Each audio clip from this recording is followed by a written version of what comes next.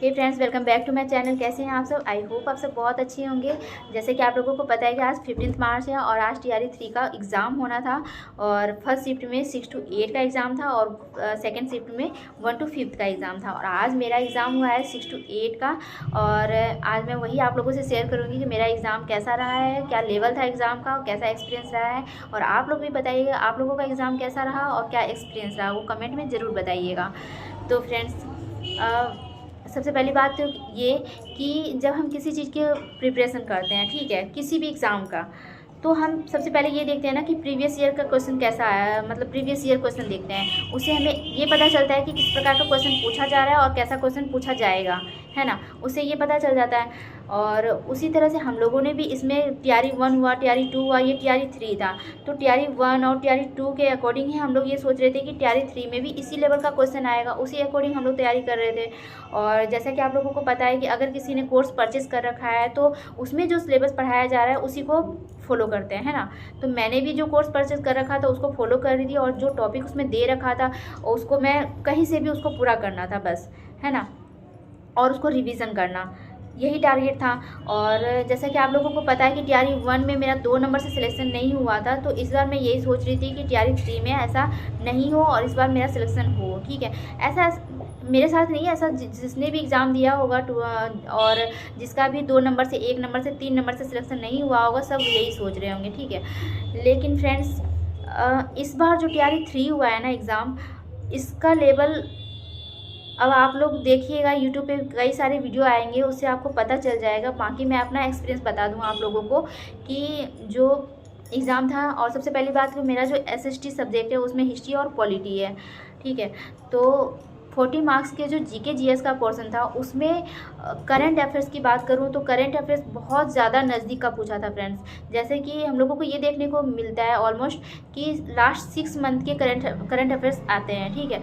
लेकिन इसमें ये था कि फरवरी 2024 तक के करंट अफेयर्स आए हैं, ठीक है। एक तो ये देखने को मिला, प्लस क्वेश्चन का जो लेवल था वो बहुत ज़्यादा कन्फ्यूजिंग वाला था कि मतलब समझ में नहीं आ रहा था कि ये होगा आंसर, ये होगा, मतलब बहुत ज़्यादा कंफ्यूज करने वाला था। उसको अगर अच्छे से एक क्वेश्चन को जिसने भी एक बार में टिक कर दिया होगा, मुझे लगता है उसका क्वेश्चन गलत होने का चांस है। एक क्वेश्चन को 2 या 3 बार पढ़ के अच्छे से एलिमिनेट करके आंसर देने वाला था। तो ये हो गया। और दूसरी बात ये है कि हिस्ट्री का जो पोर्शन था उसमें सबसे ज़्यादा वर्ल्ड हिस्ट्री का क्वेश्चन था फ्रेंड्स। और जहाँ हम लोगों को सिलेबस में ये बता रहे थे कि INC से ज़्यादा क्वेश्चन आने का चांस रहता था और 1857 का जो रिवॉल्यूशन है उसका आने का चांस रहता था, तो उन सब में से क्वेश्चन बिल्कुल भी नहीं आया था। मतलब अगर देखा जाए तो 3 से 4 क्वेश्चन या 5 क्वेश्चन आए थे, उससे ज़्यादा नहीं आए थे। लेकिन वर्ल्ड हिस्ट्री का क्वेश्चन है फ्रेंड, बहुत ज़्यादा आया था और बहुत ज़्यादा मतलब कंफ्यूज करने वाला था। समझ में नहीं आ रहा था कि इसका आंसर क्या होगा। जिसने भी डीपली इस वर्ल्ड हिस्ट्री को पढ़ा होगा उसने सही से किया होगा। और मुझे लगता है कि world history 9th and 10th में है, ठीक है। तो उसको तो हमने भी पढ़ाई की थी, लेकिन उसमें से क्वेश्चन नहीं आने का, उसको बहुत ज़्यादा डीपली पूछा था। तो ऐसा लग रहा था क्वेश्चन का लेवल कि BPSC या IAS लेवल का था, UPSC लेवल का था। जो उसमें हिस्ट्री जो पूछा जाता है वर्ल्ड हिस्ट्री, उस लेवल का था।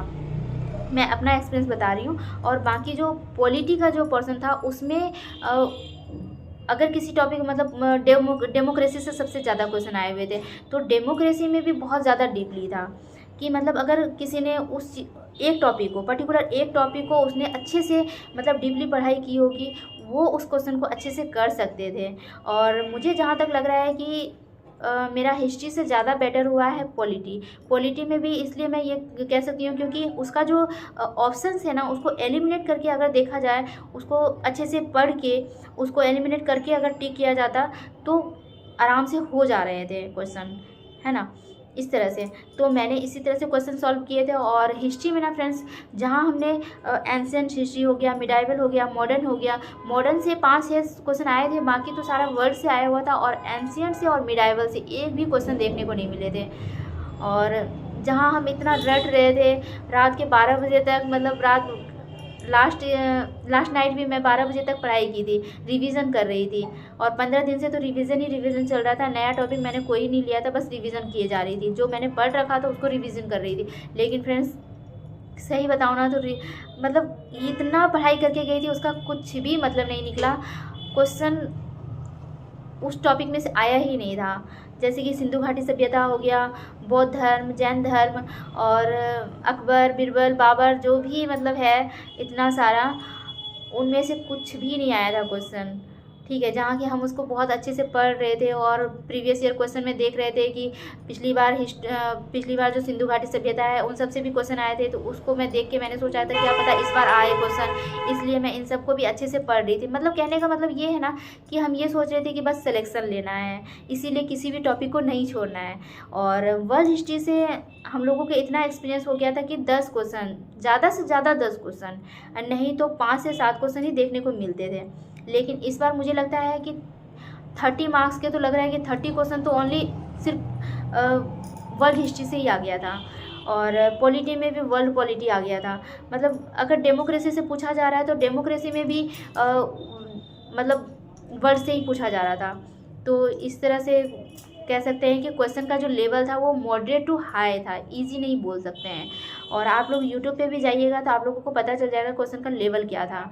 तो फ्रेंड्स, इस लेवल को देखते हुए अब कट ऑफ क्या रहेगी और क्या रिज़ल्ट रहेगा ये तो मुझे नहीं पता, लेकिन देखते हैं सरकार क्या करते हैं नहीं करते हैं। बीपीएससी वो तो वही बता सकते हैं। और नेक्स्ट ये है कि अगर 6 to 8 का जिसका भी पेपर सही नहीं हुआ है वो 9-10 के अच्छे से तैयारी कर सकते हैं। जैसे कि मेरा 9-10 का भी एग्ज़ाम है, तो अभी 9-10 का एग्ज़ाम होने में ऑलमोस्ट 15 to 20 डेज़ पड़ा है।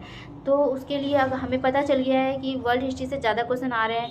ठीक है, तो बाकी तो सारे सब्जेक्ट प्रिपेयर है अच्छे से। ठीक है, जो आपका सब्जेक्ट कमज़ोर है, जो आपका सब्जेक्ट की तैयारी नहीं हो रखी है ना, उस पर फोकस कीजिए। और वर्ल्ड हिस्ट्री से अगर इस बार 6 to 8 में इतना टफ क्वेश्चन पूछा है तो नॉर्मल सी बात है कि 9-10 का भी लेवल का होगा क्वेश्चन। तो इसको देखते हुए वो उस लेवल की तैयारी कीजिए और 9-10 की अच्छे से प्रिपरेशन कीजिए, ताकि इसमें अगर नहीं हो तो इसमें 9-10 में होने का चांस बन जाए, है ना। तो मैं आप लोगों से यही कहूँगी कि जैसा भी पेपर हुआ है उसको हम बदल नहीं सकते हैं। आप 9-10 की तैयारी में लग जाइए अगर आपका एग्ज़ाम है तो। और बाकी मुझे ऐसा लग रहा है कि अगर सबका क्वेश्चन टफ हुआ है, सबको ऐसा लगा है कि क्वेश्चन का लेवल हाई था, तो हो सकता है कट ऑफ कम जाए, है ना। लेकिन ये सब सोचने का काम मेरा तो है नहीं, ये सब तो अब पता चल ही जाएगा आप लोगों को बीपीएससी क्या करती है नहीं करती है। और तो चलिए मैं वीडियो को यहीं पे एंड करती हूँ और मिलती हूँ आप लोगों से नेक्स्ट वीडियो ब्लॉग में। तब तक आप तैयारी में लगे रहिए, क्योंकि हम लोगों का बस एक ही टारगेट है कि एक सिलेक्शन लेना है और एक सीट कंफर्म करना है। जो गलती हमने पिछली बार की थी वो गलती इसमें ना हो, और बस एक सिलेक्शन चाहिए और कुछ नहीं। तो चलिए फ्रेंड्स, अपना ध्यान रखिएगा और अच्छे से तैयारी कीजिए।